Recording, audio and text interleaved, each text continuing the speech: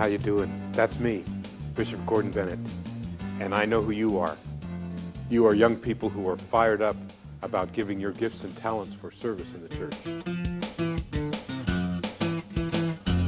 Now, when we talk about ministry, what we're talking about is really trying to do our best to live the life of Jesus in this world. And I know that as young people, a lot of people don't believe that you are called to this or that you are capable of it. But I want to tell you that from coast to coast, I know young people who are doing their very best to do precisely that, to live the life of Jesus in this world. And each one of them can tell you a story about how that's true in their own lives. This past Christmas, we went to a kind of like a retirement home. And there was this one lady who, she couldn't get out of her bed. And so what we did is we went to her room and we all sang a carol to her. And so and when we were done, she kind of just like, she waved me over and she grabbed my hand and she just kind of held it. And then she she wanted me to lean closer, so I leaned closer and she just kissed me on the cheek. And it was just like, wow, we really are making a difference. It was really cool. When I first met Francine and Nadine, they're two homeless sisters who I was talking to, I went up to them and I said, "How are you doing today?" And Nadine turned to me and said, "As long as Jesus is in my life, I'm doing good." And that just blew my mind. Here a woman is homeless, doesn't know where she's sleeping tonight, doesn't know where her next meal is coming from, but as long as Jesus is in her life, she's doing good. Almost every person whose house you work on, their faith in God, their faith in the church is so strongly rooted that it's quite amazing. They might not have a car, but they walk. They might not have enough money to buy all the clothes they need, but they still give. It shows how much faith affects people, and it affects you in turn. When you're thinking about who to pray for, you usually think about the people you know face to face, and when you just say the poor, it's kind of hard to pray for them because you don't know anybody, and it puts a face to who you pray for. I bet you hear a lot that people say to you that you are the church's future. And I believe that. But I want to emphasize today that you are also a very important part of the church's present. The church needs your energy and your vision right now. A lot of people like to say that young people are the church of the future. And I don't really like that because we are the church right now. We're not going to be part of the church in a couple of years. We have to take responsibility right now, being teens, and take on the leadership position and take on that responsibility. We go to cities and we feed the homeless. We have youth get-togethers. We do so many things that, we're such an essential part to the church as it is. Now, the best way to explain the mission of the church is to say that every person does his or her very best to try and live the life of Christ in this world. And that means young people. You are a very important part of the church's mission. We need your gifts and we need your spirit if the church is going to fulfill its mission to the world today. Service is a huge part of my faith. Jesus lived as a servant, and we're called, as part of our faith, as Catholics, as Christians, to live as Jesus did. Young people, just like you, are giving of themselves in ways that are both inspiring and heroic. Believe me. If I could say one thing to young people who are doing ministry for the church, I would choose a quotation from Mother Teresa of Calcutta, who said, when she was sending her sisters out to do ministry among the poor and the dying, she would say, "Let the people eat you up. Be totally available to the Christ who presents himself to you in the person that you are called to serve."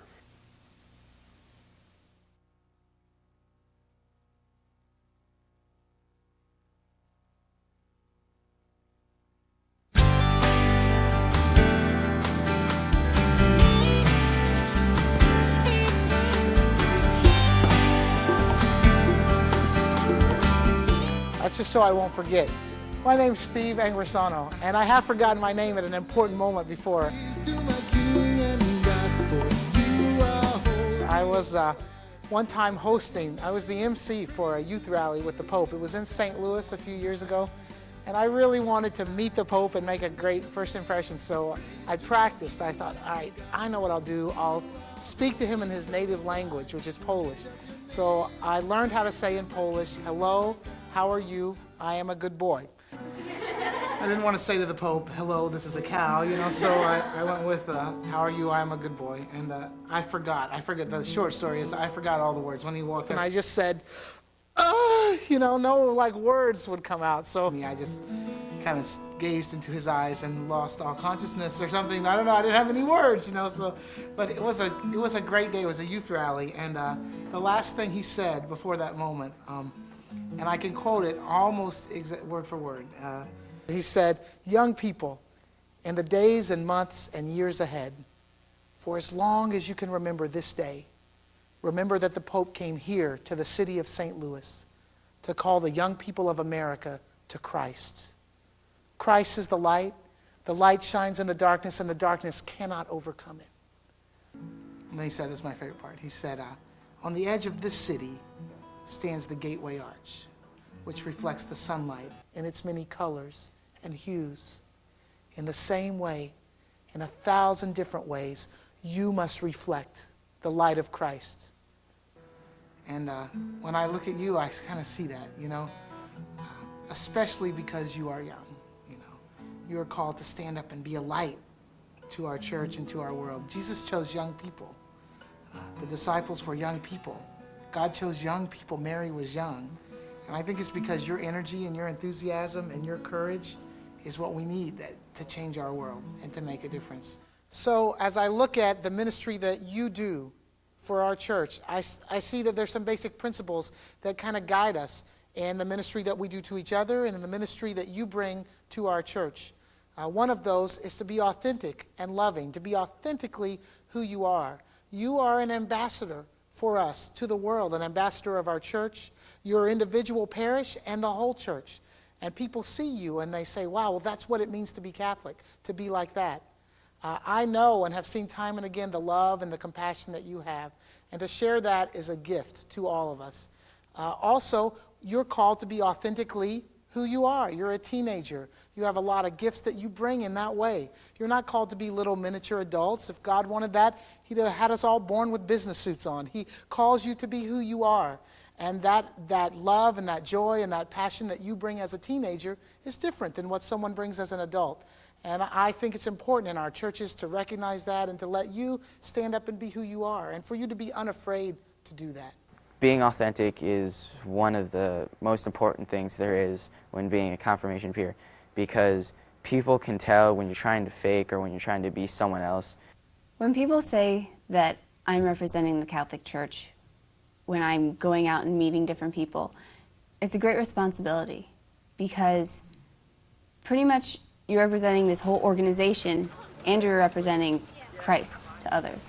You can represent a whole world of understanding and love, and I think it's necessary that people go out there and be proud of the church that they belong to. A Catholic is a Catholic no matter where they're from, and I like it. And I like how the Catholic Church also isn't afraid to take views.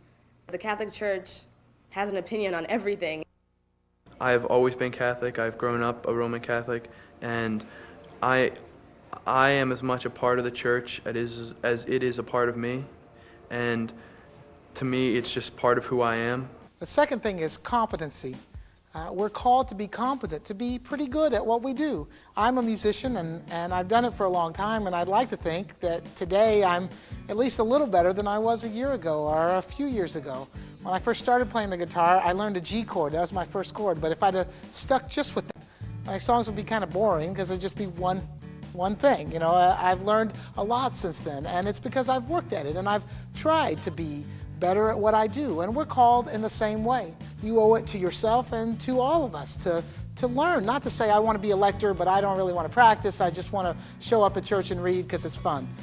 You're called to learn to proclaim that word with passion and to be good at what you do as a minister. A couple years ago, I went on my confirmation retreat, and when I first got there, it was a little bit scary because there's these high schoolers just watching you walk in the front door. Throughout the weekend, I was I was having fun and it was a great time. But when it really hit me was Saturday night. We were having a liturgy, and right before we walked in, they were talking about the weekend, how much fun they were having, and how they liked all the confirmation candidates. And I saw them and just hit me. I wanted to be one of them. It just looked like that was my calling. There is quite a bit of responsibility being a peer minister. It takes up, it extends throughout the whole year, because as soon as one's over, you have to start planning for the next one, because we plan very far in advance, and you have to decide what retreats you're going on, who's going to do what talks, what committees they're going to be on to organize everything. And then we do sessions, like 3 or 4 or 5 sessions each year that are about 4 hours long, where we plan our talks and coordinate everything that's going to happen over the weekend. And most of them are mandatory, so it takes quite a bit of responsibility to be there. As a sacristan, they expect me to arrive on time. They expect me to just be ready for any problems that might occur during Mass. I started out as a freshman altar server. I then became a junior altar server, then a senior. And from getting from one level to the next, I had to take a lot of tests. On the tests, they tested us on what the tabernacle was, the sacramentary, the ciborium, the boat, the censer. Since they already knew that I was an altar server, a senior altar server, they knew that I was competent enough to know what I was doing during Mass. The third principle is dignity, and that's just recognizing the dignity of the people around you and yourself, the dignity of the people we serve.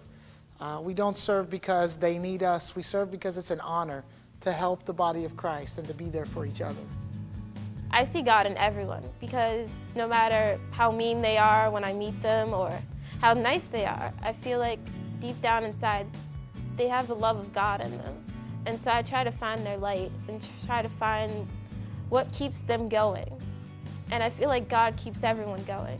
He keeps me going sometimes.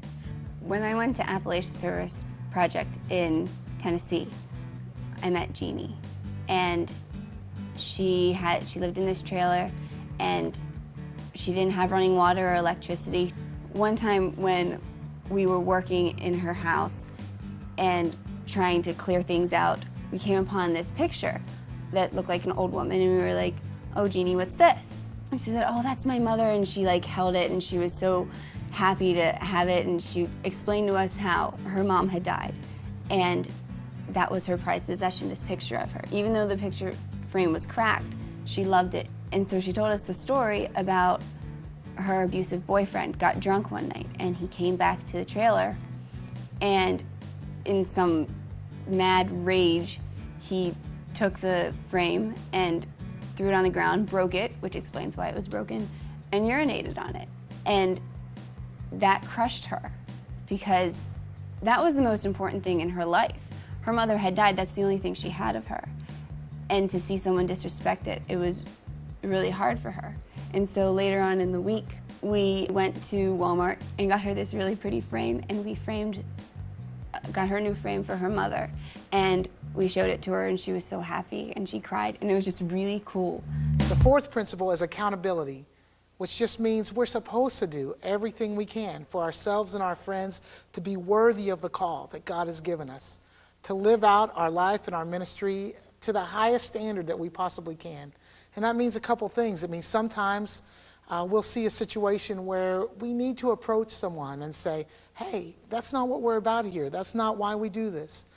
Maybe it means sometimes that we need to be approached and someone say, "Hey, remember what we're about. Remember who you are."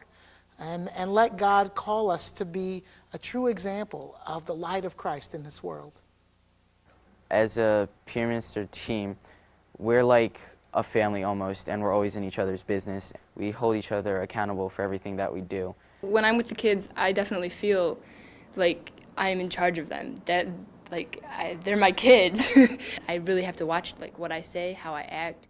Know what it is that the church stands for. Know what it is that it's about. In December of 2002, I was asked by the Catholic Bishops' Conference to come and set up an Office of Child and Youth Protection. Before I came to work for the Catholic Bishops' Conference, I spent nearly 25 years working for the Federal Bureau of Investigation. There I investigated crimes both nationally and internationally. I think it's very important that you as young people in youth ministry represent the church to the best of your ability. Know what it is that the church stands for. Know what it is that it's about. Recognize that you are a role model, not only for your peers, but for young people who look up to you. They have to know that you understand what the church is about, what the church's beliefs are. You have to convey that information to the adults around you. And you, as part of the church now, will only grow and develop and become greater leaders in the church in the years to come. So in my life and in my ministry, you, the young church, have been Christ to me. And I see God in you and in the way you live your life with passion and with dignity. And I've discovered that in serving, God gives us so much. In my travel and as I spend weekends working with young people, you have been so important to me and my faith and shaped how I see God. It's my hope and my prayer for you that in your ministry in the church, you see God in those that you serve with and in those that you serve.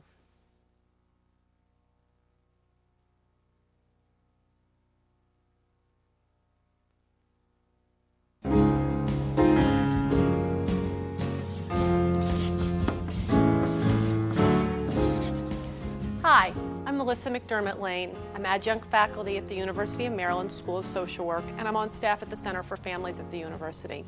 As a volunteer, you're going to come across situations in which you need to help children who may have been abused. There are no definite signs of abuse. The same signs that you see for abuse can be the same signs that a child or a teen shows for having some problems in their life, whether it be a death in their family, difficulty at school. All of these signs you need to pay attention to.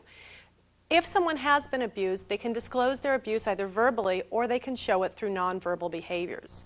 Verbally is them coming up and saying, hey, I want to talk to you about something. Somebody's been bothering me, or I've got this weird situation I'm in. They can also disclose it verbally by indirect signs, not directly telling you, but starting to give you some hints about they may have possibly been abused. Nonverbal signs are what you're probably going to see first if someone has been abused. And you can see children who have marks on their body, and just asking them, how'd you get that mark? Where did it come from? It may be benign. It may be that a child got it by falling off a playground, a child got it by playing football, or it could be that someone is harming them. Nonverbal disclosures come out through the children's play. You may see a child playing really violently. One doll is beating up another doll a lot, or they're acting out dialogue that's happened at home. Their play may be sexualized. They may have the dolls or the toys they're playing with doing sexual acts. Or children may indeed start acting out sexually. They may be touching other kids on the playground inappropriately. And what you may get is the child who received the touch from the other child coming up and saying, hey, Bobby did this to me. Sometimes you can see behavioral changes. You may have a kid who has been outgoing, happy, playing with all the other kids, and then all of a sudden they stop playing. They start to withdraw. You may see a child's emotions change. They may be a child who is happy and all of a sudden start to be sad, or a child who starts to be very angry. Again, responding to what's going on in their environment. With older kids and teens, you may start to see alcohol use and drug abuse. It's, for a lot of kids, they think, hey, if I get drunk, if I do drugs, I don't have to feel the pain that's going on inside of me.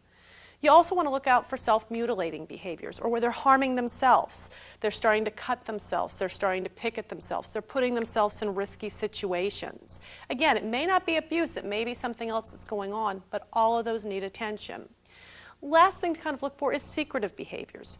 Most offenders who abuse child abuse, sexual abuse, or emotional abuse want to keep it secret, and they start to teach the individuals who they are victimizing that they need to keep quiet.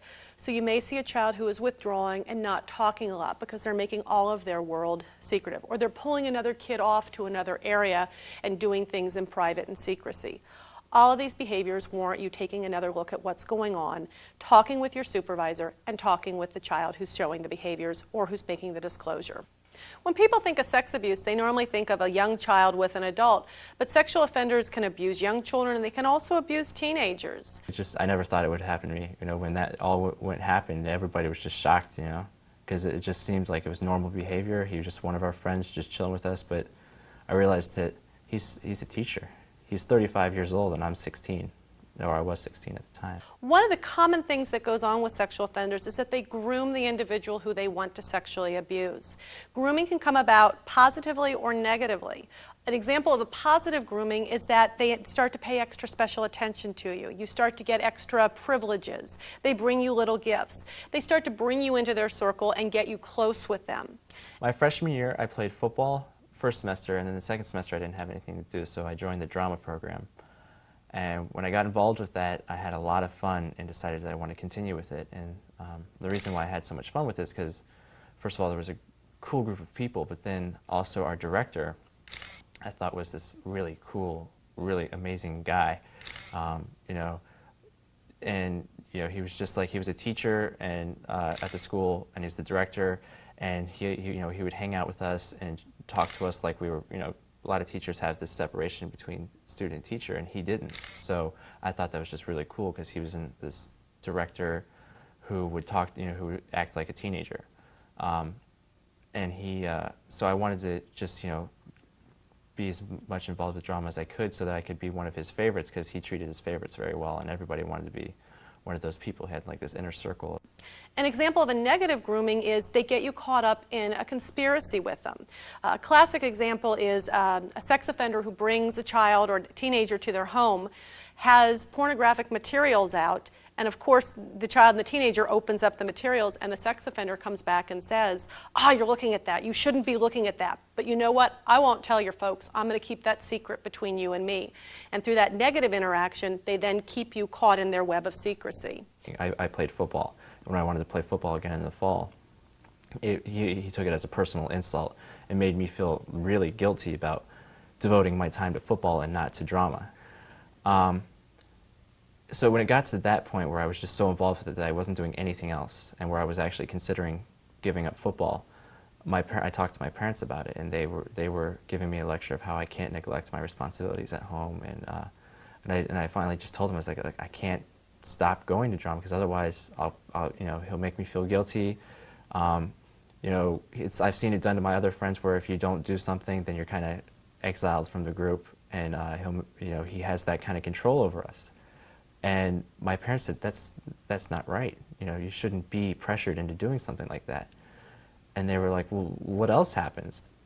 So when I started telling my parents that, you know, he would make comments about us or our friends or with a sexual nature, and they were like, that's not right. There's something wrong there. And then I told them about a couple of conversations I just had with him, and I showed him my instant messaging conversation. My computer saves all of my instant messaging conversations, and I showed him a couple of conversations I had with him, which were very, you know, sexually. He's asking me all these questions, and he was telling me all these stories about him, and my parents looked at that and they were just saying, Michael, you can't. This is not right at all. Some simple things you can do to keep yourself, you know, safe from this happening. Don't be alone with an individual.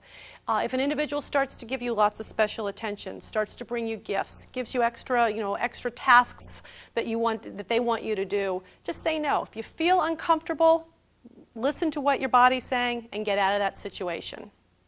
And that was like the first time I'd actually looked at it and realized that, you know, he's a teacher. He's not my friend. He's a teacher. You know, I shouldn't be talking about it. And when my parents found out, they got together with some other parents, and those other parents found out from their children that he had had those same kind of conversations with them. And so they ended up going to the principal, and we had to file an official report with the police. And I was interviewed by the administrators and the police, and then he was fired and charged. If you have reason to believe that someone has been abused, you need to make a report to the authorities that can help them out. Child Protective Services is there to offer child protection, and law enforcement is there to be able to uphold the laws. Your role is to support the individual. Now, they may not want you to make the report, but that's not a promise you can make. If you have reason to believe, you don't have to know all of the details, but if you have reason to believe that that individual has been abused or is at risk of being abused, you need to make that report. I would encourage you to connect with your supervisor. They can help you make the report, but also they can offer you support.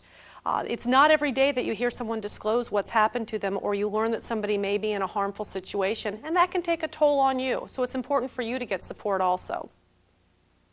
But I also found out through that process that, he had had a verbal relationship with me, but the relationship he had with another student was a physical one. And that, shocked me, because I always thought that it was just a verbal thing, and that's why I guess I didn't take it so seriously, is because it's just a normal behavior. He was just saying stuff. It wasn't really hurting me. But found out that those, first of all, his conversations with me were inappropriate, and then he had also been taking that to another level with another student. And what scared me about that was that I was next in line to be that next student. The standard advice if somebody touches you inappropriately is for you to say no and run away. That's sometimes easier said than done. Lots of times you're so caught off guard that someone has touched you inappropriately that you're almost kind of like a deer in headlights. You stop, you stand still for a minute, and you don't respond. And that's normal. And I see lots of times that people, get mad at themselves because they didn't say no, they didn't run away. It's not your fault that the abuse happened, and it's not your fault that you weren't able to say no to the individual who was abusing you. And I never thought it would happen to me. When that all happened, everybody was just shocked, because it just seemed like it was normal behavior. He was just one of our friends just chilling with us, but I realized that he's a teacher. He's 35 years old and I'm 16.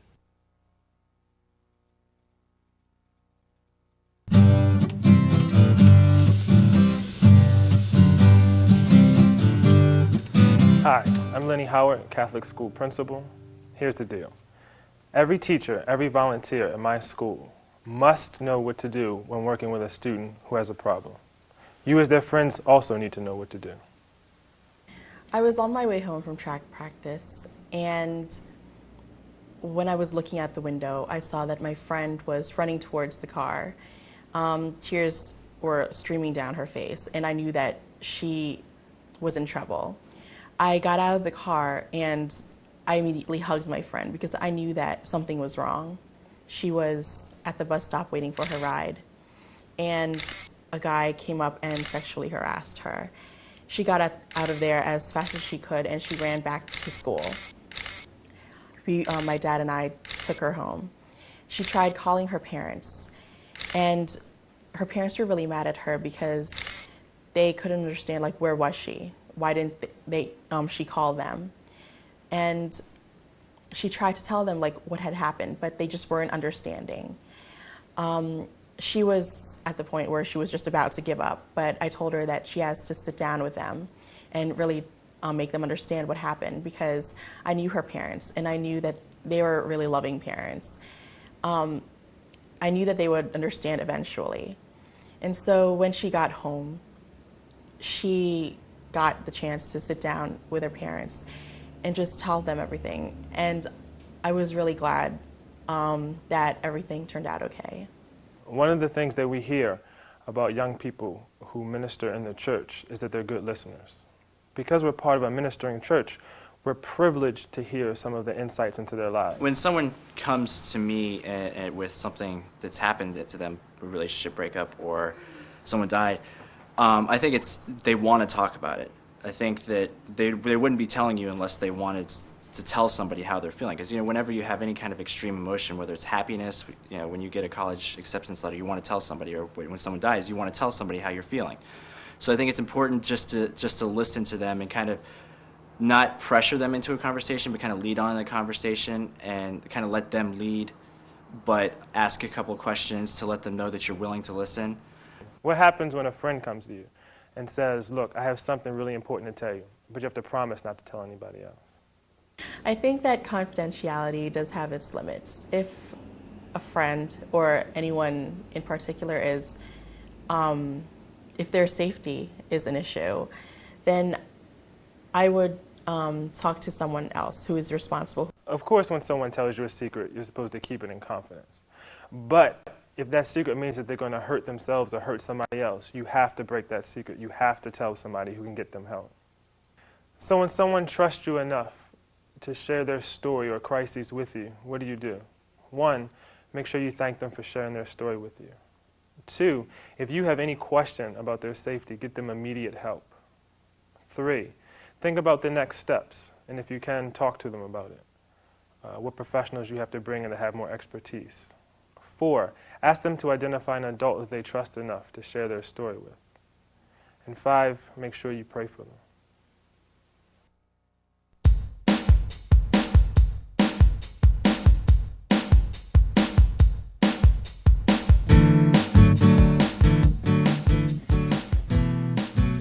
Hi, I'm Chris Ashby, and it's been a blessing in my life to have a career doing something that I really love. I'm a Catholic youth minister. If your parish or school wasn't a safe place, would you even want to be there? Everyone in ministry or leadership positions in the church has to work towards providing a safe environment. The church's responsibility to young volunteers who do ministry is the same as it is for anyone who does volunteer work or is employed by the church, and that is to make certain that they have a safe environment to work in, that they provide them with the information about what makes a safe environment, that they let them know that there are things that sometimes go wrong in church environments as they do in the rest of the world, and to make certain that people feel protected. There was a priest in our parish who had the habit of taking the altar servers or anybody who was going into the high school seminary on trips and excursions, and sometimes would take them to the beach swimming. And so when I was in the 8th grade, I got an invitation to go on one of the trips with a group of other people. And on the way to this beach, one of the other kids leaned over to me and said, "You need to be careful about Father because he acts kind of funny sometimes. He's kind of funny." And I didn't know what it meant at first, but I found out what it meant later.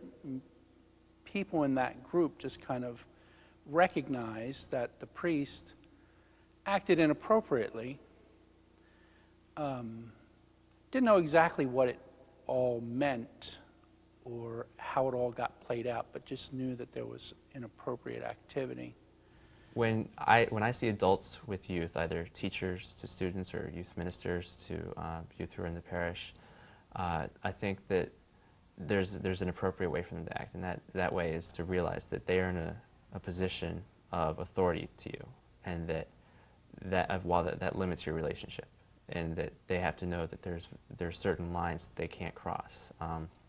Or the physicalness, they can't, there's certain ways that they should not be touching you. A hug to a teacher is not a problem, but when that becomes more than a hug, then it's a problem. I work with high school kids. There are retreat days, and they want to hug me, and graduations where they want to hug me, and I want to hug them too. I mean, quite honestly, there's an emotional connection. And I think that all needs to be natural, and I think it is natural. But I do think there are times when folks can set it up so they can easily go beyond what's appropriate.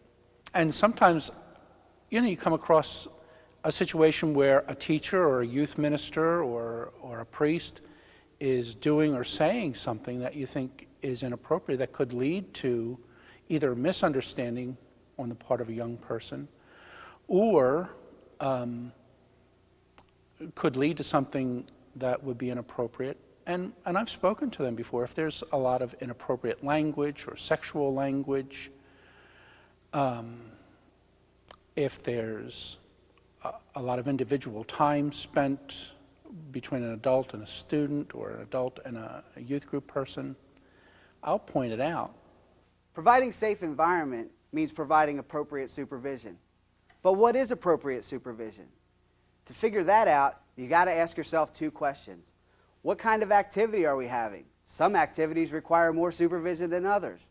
Then the other question is, who are we supervising? Because some young people require more supervision than others. When adults are arranging supervision, they have to consider how many people will be participating, if there will be both men and women supervising, if there will be enough coverage in the event of an emergency, and if supervisors will be accessible to those they are supervising. As a young person in a leadership role, you may need to help adults consider these same questions.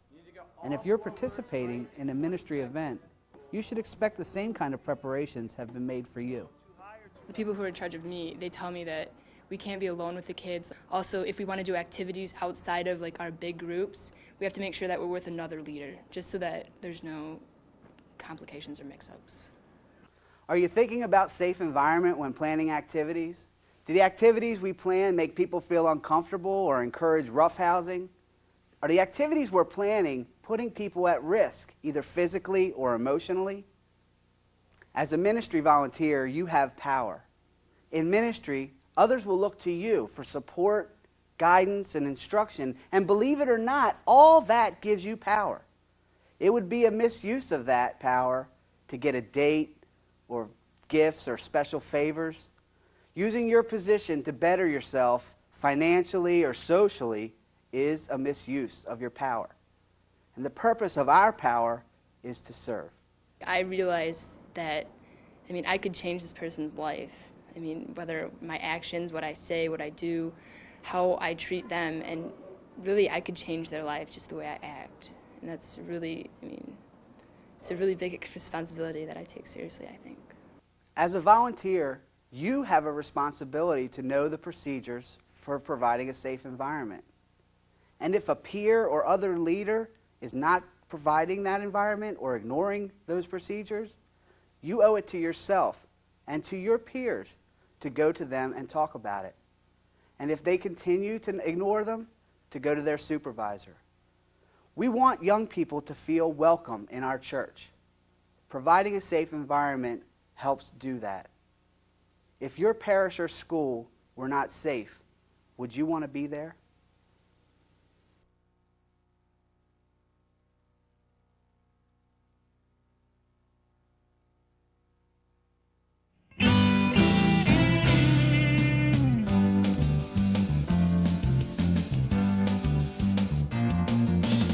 Hi, I'm Laura Cartagena.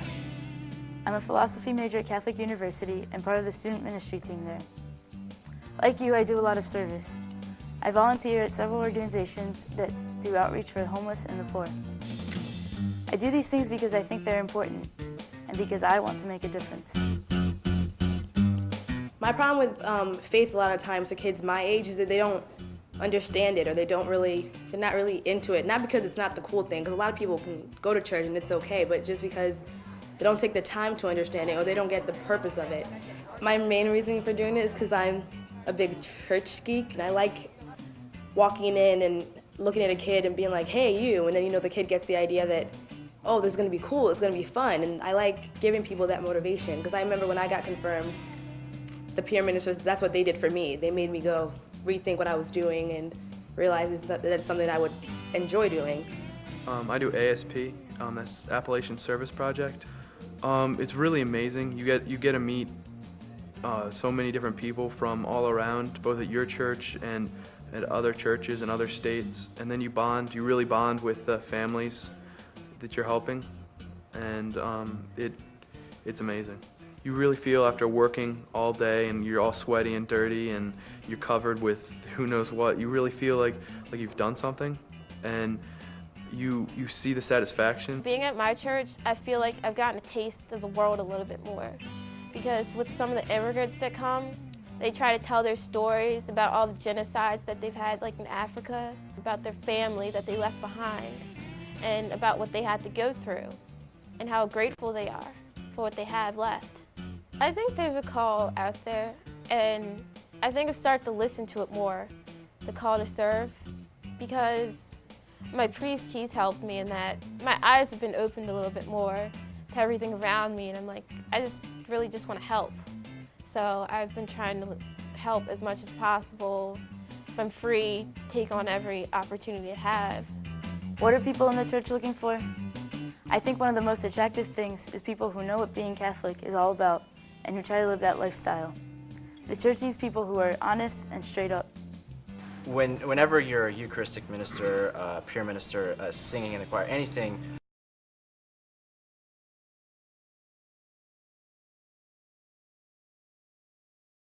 where people will look up to you, and you're representing the church.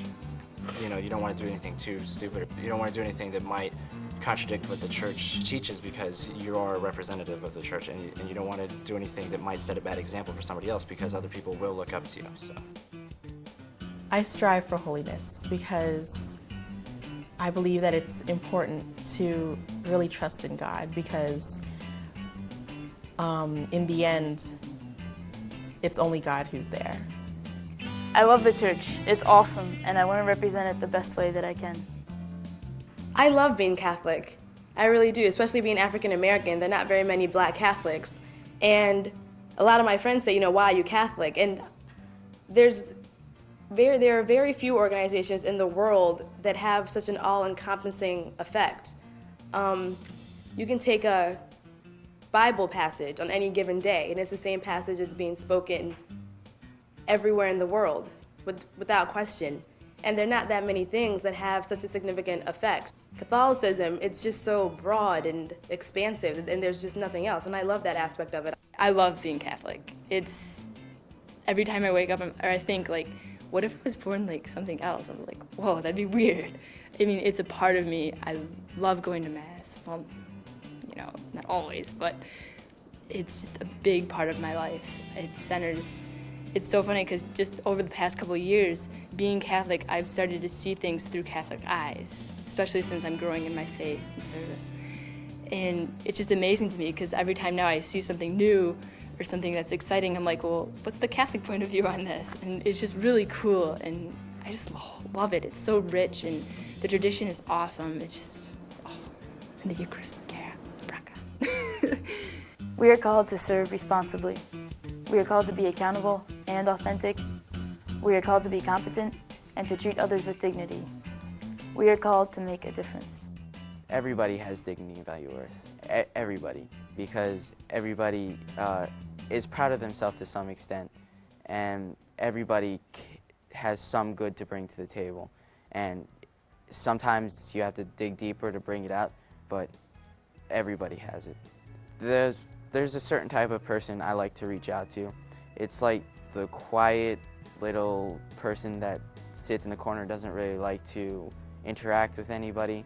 I like to go over there, be like, hey, my name is Colin, how are you doing? What school do you go to? And just get to know them and become their friend. And that to me is like the basis of it, to open out and reach out to people. That's my calling, because I've just always felt that whenever somebody needs help, I should be there to help them. For me, it makes sense that if you love Christ, that you would love your brothers and sisters. We need to keep saying yes to God's call and do it in ways that are faithful to the church. The service that I've done in the past really did start with my faith. And just the people who I've been hanging out with, I mean, they've inspired me to grow in my faith. And then not only that, they've inspired me that to go out and do service will help me grow in my faith. And I mean, faith without works is no faith at all. So, I mean, definitely there is a connection. In the New Testament, Jesus says that there are two skills that a person needs to have to be the disciple. One is to hear the Word of God, and the other is to do it. So every good disciple needs to, first of all, be able to hear the Word of God, particularly through prayer and through reading the Scriptures and through trying to assimilate all of that the Scriptures tell us about following the Lord. But the other is to actually do the will of God, to do the will of God in our lives. And that means exercising compassion and justice and charity for all without exception.